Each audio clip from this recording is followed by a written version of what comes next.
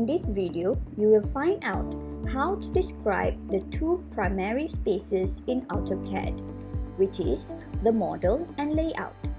Usually, after you have finished creating a model at full size, you can switch to a paper space layout to create scaled views of the model and to add notes, labels, and dimensions.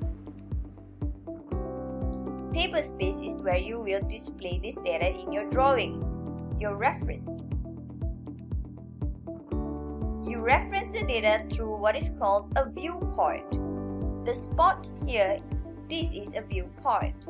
The portal to model space that gives you a view for your drawing. I double the viewport to activate it, and there I have complete control of how it will be displayed visually.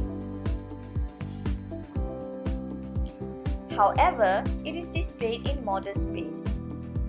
But here, in my paper space layout tab, I can display it however I need to.